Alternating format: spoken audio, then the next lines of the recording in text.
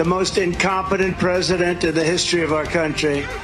Joe Biden y Donald Trump regresan a la arena electoral un día después del desastroso debate para el mandatario, quien busca ahora recuperar la confianza perdida entre demócratas.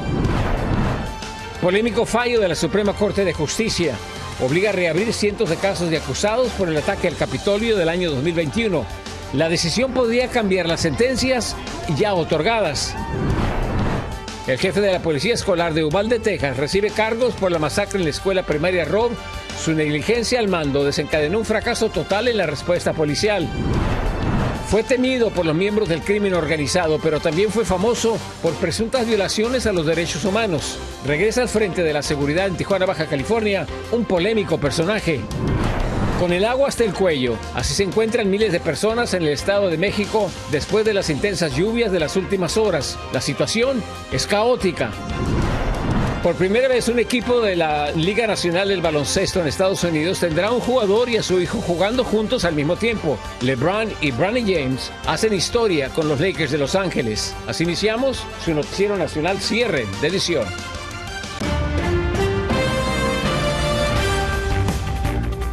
Muy buenas noches, bienvenidos a su noticiero nacional cierre de edición. Les informa José Armando Ronstadt. Mil gracias por estar con nosotros.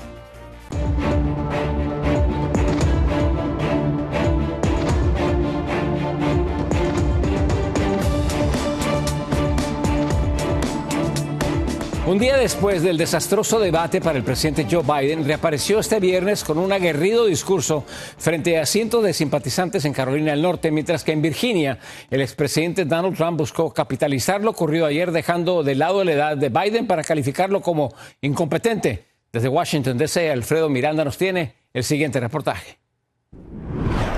Interpretado como un intento de reparar el daño autoinfligido a su candidatura a la reelección durante el primer debate presidencial, Joe Biden participó en un mitin político demostrando vitalidad, energía y fortaleza. Reconoció que ya no es un hombre joven, que no camina, habla y debate tan bien como antes, pero que sí sabe cómo gobernar.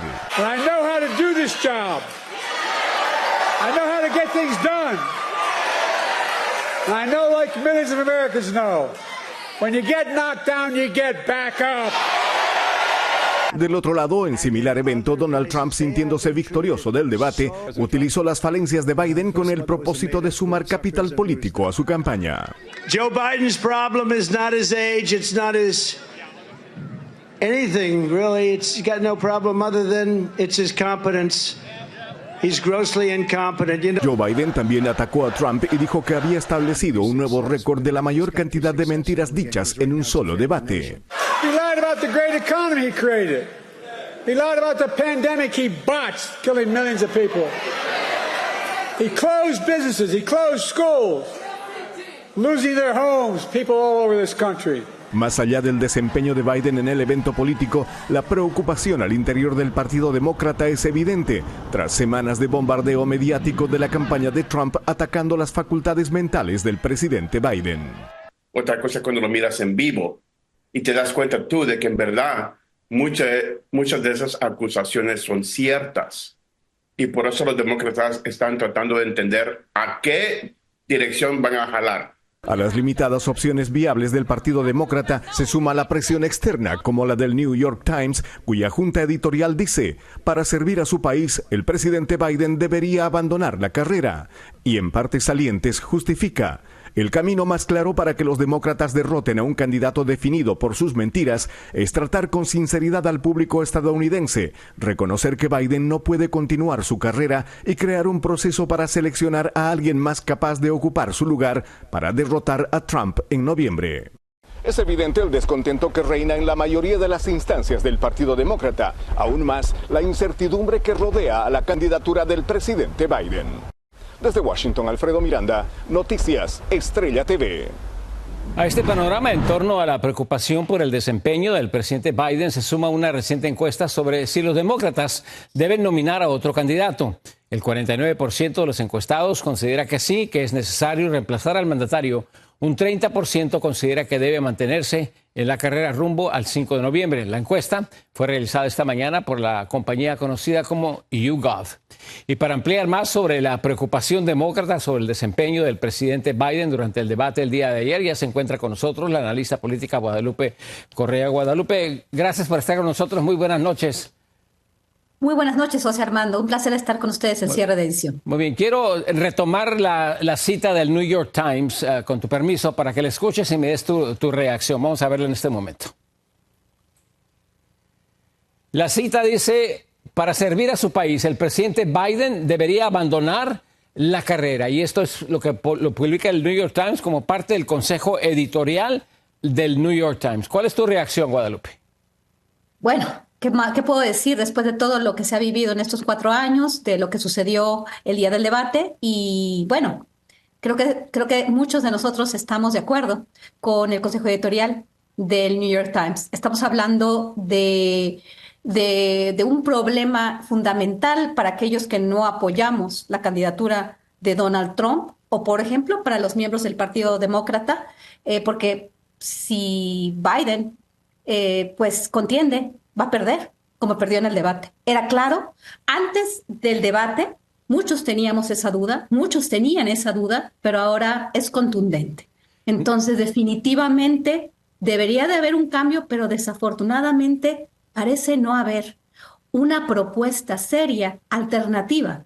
En realidad, lo que dice tan claramente la Junta Editorial del periódico más importante de los Estados Unidos, si así se puede considerar, es fundamental, pero la incertidumbre reina y probablemente vaya a ganar Donald J. Trump y los republicanos en estas elecciones del 2024. ¿No crees tú que es una sobrereacción? Digo, no han pasado ni 24 horas y están prácticamente echándolo fuera de la carrera presidencial. Bueno, yo no creo que sea una sobrereacción. Si atendemos a lo que vimos el día de ayer, fue algo verdaderamente penoso. Fue prácticamente una muerte política. Así lo ven muchas personas con las que he platicado, así lo ven muchos votantes, y el desencanto de los miembros del Partido Demócrata podría derivar en una falta de interés en salir a votar. Y las encuestas están dando como ganador al expresidente Donald Trump. Definitivamente estamos en un momento muy delicado, principalmente por parte del Partido Demócrata, ¿no? Porque los republicanos saben perfectamente que tienen las de ganar. ¿Por qué crees tú que los moderadores e incluso el mismo presidente Biden no respondieron a las más de 30 mentiras ya documentadas que pronunció Donald Trump? Pues es difícil saber por qué no, pero aparentemente, y dándole la razón desafortunadamente al presidente Donald Trump, parece ser incompetencia, parece ser incapacidad, parece ser sí, que tiene que ver con no solamente el debate, porque no es una sobreacción del debate. En realidad, son 4 años donde se ha estado pues identificando estos puntos de debilidad, ¿no? No es un solo momento, han sido muchos momentos en los cuales se ve al presidente Biden perdido, extraviado, contestando una cosa que no le preguntan. Son múltiples los desatinos del presidente que tienen que ver quizás con un problema cognitivo, que es lo que se está planteando, o quizás con una avanzada edad y quizás hasta demencia senil. No sé, eso es lo que se está diciendo en la opinión pública, lo que hemos captado durante todos estos 4 años. Sí, una última pregunta y breve respuesta porque ya casi nos vamos. ¿Crees tú que hay un posible candidato o candidata que podría reemplazar a Biden? No lo creo, es ya muy cercano a las elecciones. Quizás el presidente Biden sea el único que pueda, pero no refleja liderazgo. Estados Unidos está en un peligro muy grave por las dos partes. ¿Una Michelle Obama no podría ser impactante? Hay muchos factores que podrían limitar una candidatura de ese tipo. Sabemos también el racismo que existe en los Estados Unidos y pareciera ser que tiene una fortaleza muy importante la esposa del expresidente Obama, pero es difícil. Hay muchos factores que podrían limitar esta candidatura. Pero bueno, es la que más suena, ¿no? también Es la que más suena, sí. es la que más. Muy bien, Guadalupe, hay mucho camino por recorrer. Vamos a ver qué en realidad qué es lo que sucede si Biden decide continuar. Vamos a ver cómo termina todo esto. Tal vez tu pronóstico sea acertado. Gracias, Guadalupe, gusto en saludarte. Muchas gracias, José Armando. Muy buenas noches. El presidente Biden, por cierto, estuvo muy activo el día de hoy. Hace unas horas condenó la decisión de la Corte Suprema de Iowa de mantener la prohibición del aborto. Luego de la 6ª semana de embarazo, el mandatario asegura que esto pondrá la salud de la mujer en peligro. La ley prohíbe el aborto tan pronto como se detecte la actividad cardíaca del feto y solo acepta excepciones si es un caso de violación o incesto y si es que fue reportado a las autoridades dentro de un periodo de tiempo específico. Y más de 2 años después de la masacre de Uvalde, en Texas, el jefe de policía, Pete Arredondo, fue imputado de varios cargos en su contra. La acusación señala que tuvo responsabilidad directa al no responder adecuadamente al tiroteo que dejó a 19 niños y a 2 maestras sin vida. Abel Álvarez nos tiene todos los detalles. Pete Arredondo, el exjefe de la policía del Distrito Escolar de Uvalde, fue detenido e ingresó brevemente a la cárcel del condado de Uvalde antes de ser puesto en libertad el jueves por la noche, luego de pagar una fianza de $10,000. Arredondo fue acusado por un gran jurado de Texas de 10 delitos graves de abandono o poner en peligro a un menor en el ataque del 24 de mayo de 2022, en el que murieron 19 estudiantes y 2 maestras. Después de recibir el aviso de que uno o varios menores habían resultado heridos en una clase de la escuela primaria Robb, Arredondo no identificó el incidente como un tiroteo activo y no respondió como estaba entrenado para esta situación, sino que ordenó a los agentes del orden que evacuaran el aula antes de enfrentarse al tirador, retrasando así la respuesta de los policías a un tirador activo que estaba cazando y disparando a uno o varios menores, dice la acusación. El gran jurado del condado de Uvalde también alega que Arredondo llamó a un equipo SWAT, ordenó a los primeros agentes que acudieron que abandonaran el edificio e intentó negociar con el atacante de 18 años, en lugar de actuar, ya que se estaban escuchando los disparos contra los pequeños.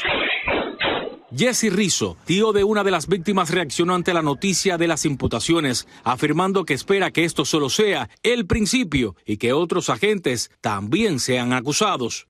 It's an emotional day. It's something that we've been waiting for a long time. And to finally see it in black and white, to finally see that the jury, the grand jury has taken that first step in holding someone accountable is the right step in the right direction.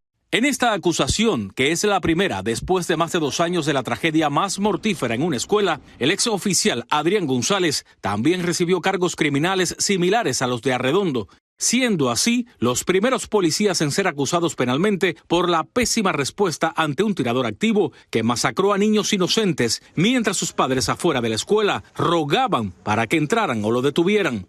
Soy Abel Álvarez, Noticias Estrella TV. Pasamos a un corte comercial, regresamos con más información. Sigan con nosotros. El regreso de un polémico personaje pone a temblar a los criminales en la frontera, pero su fama no solo asusta a los delincuentes. Le explicaremos al regresar. Lluvias e inundaciones sorprenden a pobladores, escapan para ponerse a salvo. Regresamos con las imágenes y los detalles. En Tijuana, Baja California, regresa un polémico personaje de la Secretaría de Seguridad. Fue temido por los miembros del crimen organizado, pero también fue famoso por graves acusaciones por abuso de derechos humanos. Vicente Calderón, con toda la información desde la frontera. Durante la llamada guerra contra las drogas que muchos atribuyen al expresidente Felipe Calderón, pocos lograron la notoriedad internacional que alcanzó Julián Leizaola. Hasta la DEA y el FBI reconocieron su labor porque el exmilitar enfrentó a los narcotraficantes que corrompieron a policías y políticos y peleaban a balazos por controlar Tijuana. Dedicaré mis esfuerzos a recuperar a Tijuana para las familias. Aunque el crimen organizado le puso precio a su cabeza cuando dirigió la policía tijuanense entre 2008 y 2010, Leizaola Pérez regresará al mismo cargo que lo colocó en la mira de los criminales. Que él realmente dio resultados cuando fue secretario de Seguridad y ahora a que entremos no será la excepción. Va a ser un buen secretario. El ganador de la presidencia municipal se apoyó en él durante la pasada campaña, pero también desde la campaña resurgieron las acusaciones de abusos de derechos humanos que han perseguido al militar en retiro tras dirigir las corporaciones de Tijuana y la de Ciudad Juárez. Él ha sido señalado por las víctimas pues están todavía desahogándose en las agencias del Ministerio Público. Leizaola se encuentra hoy en silla de ruedas tras sobrevivir a un atentado perpetrado en Juárez, Chihuahua, pero eso no le impidió competir en varias ocasiones por la alcaldía tijuanense. En el último intento, el exgobernador Jaime Bonilla aprovechó las acusaciones de tortura para frustrar su candidatura y su fiscalía giró una orden de aprehensión. Auténticos violadores de los derechos humanos, como es el caso del tristemente célebre militar en retiro Julián Leizaola Pérez. Pero la actual fiscalía dijo que Leizaola tramitó un amparo y no ve impedimento para que asuma como secretario de Seguridad. Ya no se trata de un litigio dentro de la Fiscalía del Estado, sino ante las autoridades federales, que eran varios. Ya se han culminado la mayoría y únicamente queda uno pendiente. Con más de 900 asesinatos en lo que va del año, Tijuana sigue como una de las ciudades más violentas del mundo y donde la corrupción gubernamental es rampante. Y esa parece ser la principal preocupación de los tijuanenses. En Tijuana, Vicente Calderón, Noticias Estrella TV.